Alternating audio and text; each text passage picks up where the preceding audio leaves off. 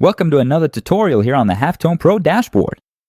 And this time, the tutorial is about Halftone Rosette for black fabric.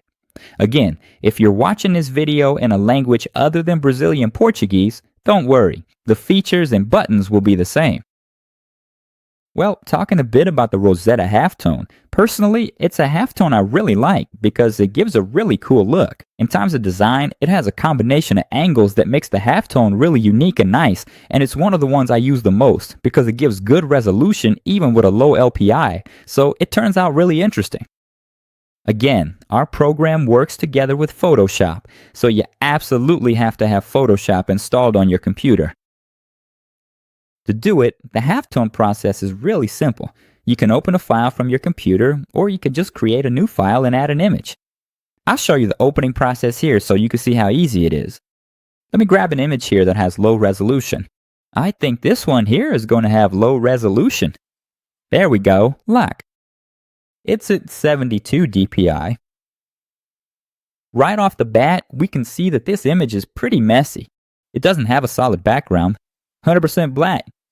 This could be a problem. If the background is really stained, our software already automatically cleans up the shadows. But if the background is too dirty, it might end up leaving some spots. So you can also apply the improved black background feature, but that's a tutorial for image processing. Here, the focus is on Halftone. Rosette. To do it, the application is really simple. Here you have all the automatic LPI preset buttons, so it goes from 25 LPI up to 55 LPI. Here, the only thing that changes is the frequency at which the halftone will be applied to the design. I'm going to use two different LPIs so you can see in practice how this difference works. I'll click here on 25 LP, and I'll also check if the software can already remove those background stains. By clicking the button, it opens up the panel for me to resize the image if needed. That one was a good size. I'll leave it at the original size. And here, notice that it already changes the resolution to 300 dpi. So down here, it's already set to 300 dpi. If I take your original design, just leave it here. Don't cancel. It's at 72. So click here. It opens up my panel to resize. Here's the final size the halftone will be. So here, look, it's already set to 300 dpi. If I click OK, it already starts the automatic process here inside Photoshop.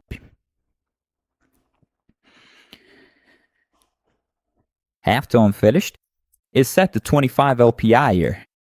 Look, it already cleaned up all the background shadows. Notice that this image here was really cluttered. Now it's with a 100% transparent background. Another very important detail is that there are no ghost edges, no semi-transparent borders, so you won't have the problem of whitish edges in your final print, okay? Another interesting detail is that our software doesn't apply the halftone over the original design. It always duplicates it, so you always have the original design available. If you make a mistake, want to make another adjustment, or want to try something else, your original design is always there. Here I'm going to apply the 55 LP. Again, proportion screen. I click OK, and it already starts applying the halftone over the design.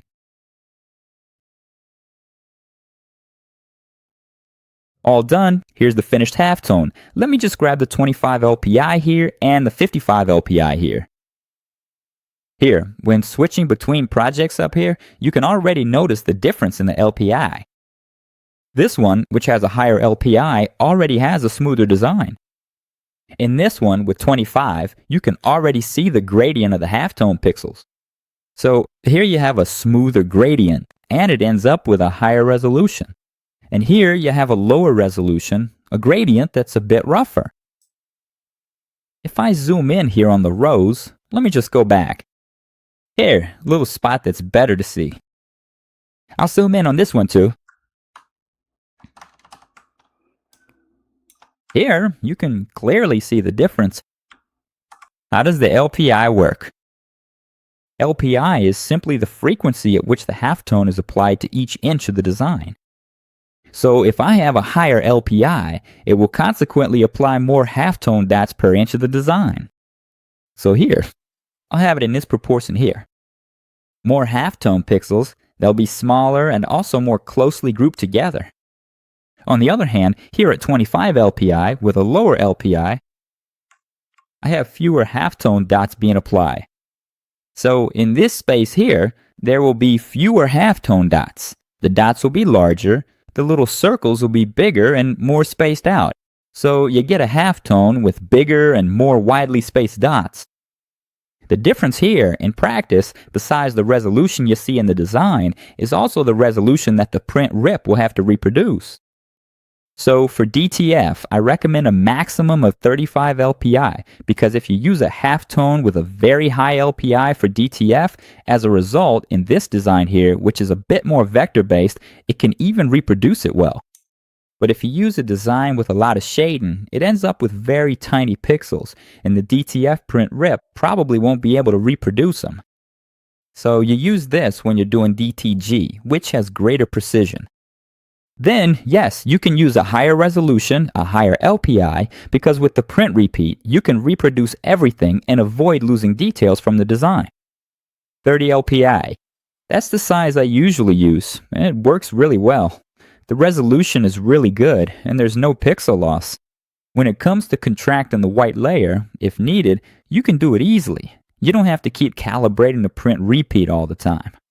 So 30 LPI for DTF. It's really straightforward. If you're doing it with DTG, you can use 45 or 55 depending on the design, because DTG already has greater precision when it comes to reproducing the pixels in the halftone. Exporting the design is really easy. Just remember that you shouldn't export it with the DT Church color layer active. Always export it with a transparent background. You can click on File, Export, or you can choose Export As. Here you select PNG, or you can export it directly. Export, Quick Export is PNG. Both ways work. It will save up there in the folder you select. Another way you can do this is with Halftone Pro here, just wrapping up this part about automatic LP and automatic buttons. I'll go over that later. The video as well, which will be below the manual section, you can add it here when finalizing the artwork and send this halftone you created to a print file. This makes things a lot easier because you don't have to keep exporting a file, creating a new one, exporting, creating. Then, later, send it to a file that you'll send to the print shop. Here, you do everything with just one click. You select Add Print File here. It will ask you for the initial prompt here, the width of the DTF raw, so you need to have that information. I'll leave it at the default 30, just as an example. Here's the space between the designs. So 1 centimeter, 2 centimeters. Here, it'll determine how far apart the designs will be from each other, so that it's easier later on for you to cut it with scissors or utility knife. I click OK, and it already opens my new file and packs the design in here. Here, since the design had a lot of space around the edges, it takes that border and leaves it here too. So the right way for those working here in Photoshop is to make sure the design is 100% filled. If I go back here to my original, grab this artwork, move it a bit, and leave my rows with the skull here, as close to the edge as possible. See? Then I would lower the scale a bit here. I'd grab the crop tool, drag it over here, and move it up here. Hit enter. So you can make the most out of the DTF film. But since this is just an example, it's not a problem. And here, as you keep clicking to send it to the final file, the print file, it calculates the space here and keeps adding. If you make a smaller file, it calculates that space, counts the pixels, and fits a small design in here. It makes things a lot easier, like I said, because you don't have to keep exporting the Halftone every time you make it, just to send it to a print file later. You could do everything directly. That's it for this part about Halftone Rosette.